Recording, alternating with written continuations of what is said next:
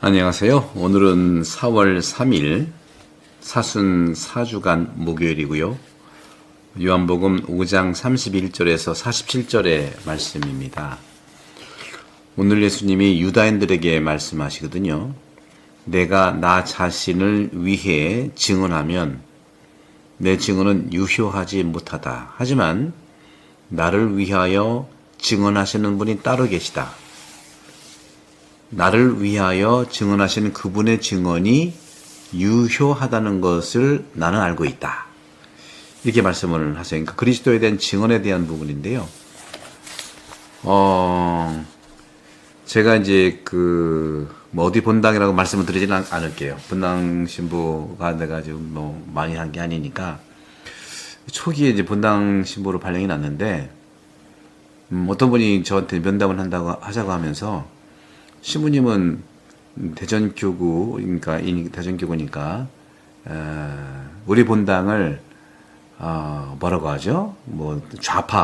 좌파로 만들기 위해서 보낸, 주교님이 특별히 우리 본당을 빨갱이로 만들려고 보낸 수계라고 했나, 뭐라고 했나, 그렇게 연세가 많으신 분이었어요.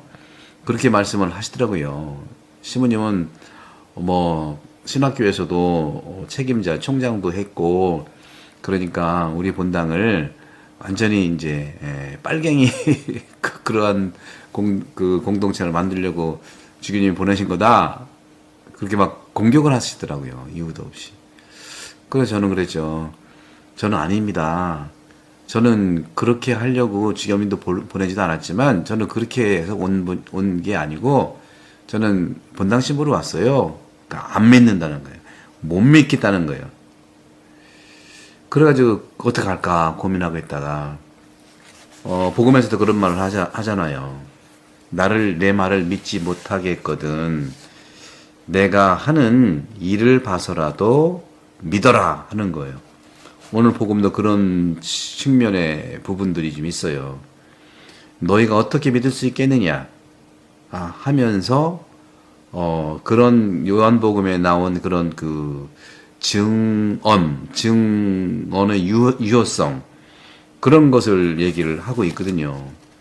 오늘 복음이 그런 일들을 말하고 있어요. 오늘 5장 36절에 이렇게 나와 있어요. 아버지께서 나에게 완수하도록 맡기신 일들이 있는데, 그래서 내가 하고 있는 일들이 나를 위하여 증언한다 하는 거예요. 그러니까 말을 못 믿겠거든. 내가 하는 일, 내가 하는 행동, 이거를 보고서 그 행동이 나를 위해 증언한다고. 오늘 복음 말씀이 생각이 나더라고요. 그래서 제 말을 믿지 못하시게, 근데 나한테 오신 연세 많으신 분한테 그렇게 내 말을 믿지 못하게 했거든. 내가 어떤 일을 보여드릴 텐데, 어떤 행동을 해드릴 텐데, 그 행동을 통해서 저를 믿으시기 바랍니다 했더니 가만히 있어요. 한번 해보라 소리죠. 가만히 있어요. 제가 어떻게 했겠습니까? 아마 제가 말씀 강론에서 드린 적도 있는 것 같은데, 그래서 제가 예수님이 하신 것처럼 순환의 의미와 섬김과 겸손의 모습으로 제 무릎을 꿇었어요. 그 어르신한테 무릎을 꿇었어요. 그랬더니 아이고 신부님 이러지 마세요. 일어나세요. 믿을게요. 그렇게 한 거죠. 그런 그분들은 말보다는 이런 이런 행동과 일이 하나님을 증언한다는 이 말씀을 듣고 제가 그렇게 했거든요. 그 다음부터는 그분은 아이고 저는 이제 신부님 편이에요. 신부님 믿을게요. 그게 마음이 안타깝더라고요. 내 편이고 누구 편이고 이해는 하지만 우리는 모두 하느님 편이고 그리스도의 편이고 그리스도의 진리가 아니겠습니까? 그런 것처럼 5장 31절에 말씀하셨던 시작, 그런 건 현대에서 언어의 증언이라고 하는 것은 시간과 밀접히 연관이 돼 있죠. 특히 제한되고 정해진 시간이라는 의미를 가지고 있는 거죠. 우리가 증언을 위해서도 증언을 위해서도 언제 목격했느냐?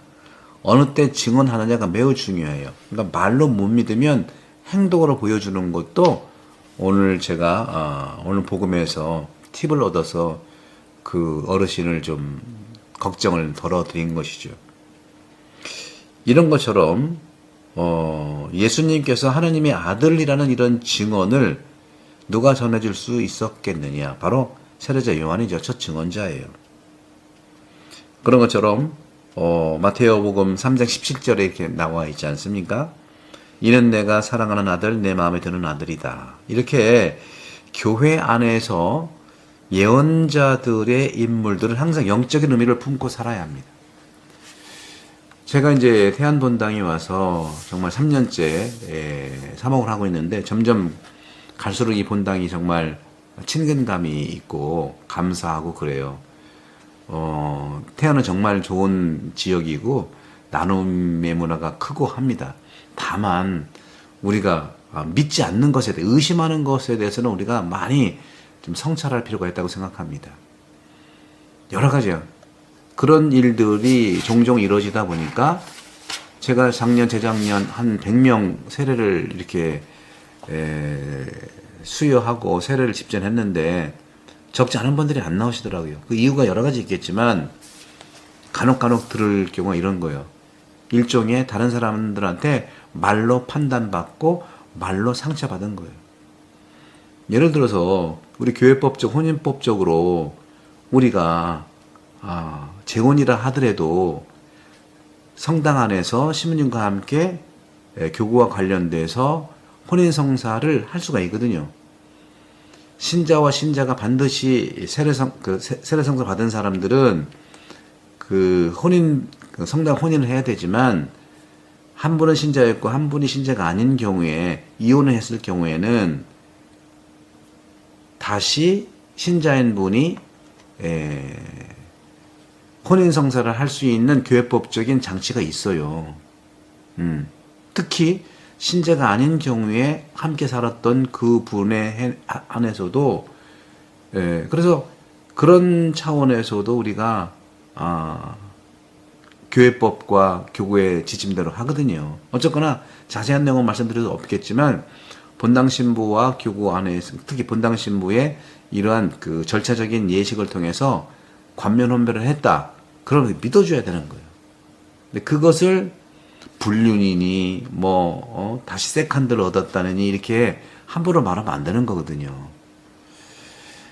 이런 것처럼 적지 않은 사람들은요, 그들의 생활에서 하느님의 일을 통해서 믿어야 되는데 안 믿는 경우가 많아요. 그렇게 말씀하시면서 너희는 성경에서 영원한 생명을 찾아 얻겠다는 생각으로 성경을 연구한다. 바로 그 성경이 나를 위하여 증언한다 하고 말씀하시는 것이죠. 제가 말씀하기로 하는 이유도 믿기 위해서 하는 겁니다. 믿기 위해서. 오늘 마지막 그 구절에서 5장 37절의 요한복음, 나를 보내신 아버지께서도 나를 위해 증언해 주셨다. 너희는 그분의 목소리를 들은 적이 한 번도 없고 그분의 모습을 본 적도 없다 하는 것이죠. 천국은요, 즉 신국은 먼저 내면의 장소 안에 있습니다. 외적 증언 옆에 역시 내적 증언이 있는 거예요. 바로 이것은 성령에 의해 조명된 인식의 목소리예요. 인간이 보다 순수하게 되는 것은 그분의 맑은 목소리에 귀를 기울일 때입니다. 수도 생활의 대부이신 안토니오 아빠스 성인께서는 이런 말씀을 하셨어요. 정신과 영적인 책들 가운데 무엇이 먼저 오는가? 당신의 정신을 정화하십시오. 책은 필요 없을 것입니다. 이렇게 수도 생활에 대한 충언을 해주셨거든요.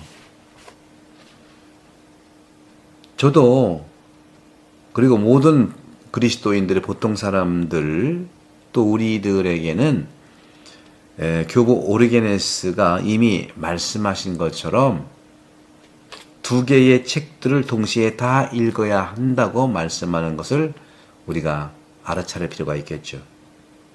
두 개의 책을 동시에 다 읽어야 한다는 것이 어떤 걸까요? 바로 그것은 성경책과 그리고 성령의 영감이에요. 성경책은요, 성령의 영감으로 우리의 인간의 언어로 된 거잖아요. 두 개가 필요해. 성경책도 당연히 그렇게 하신 거고, 그 다음에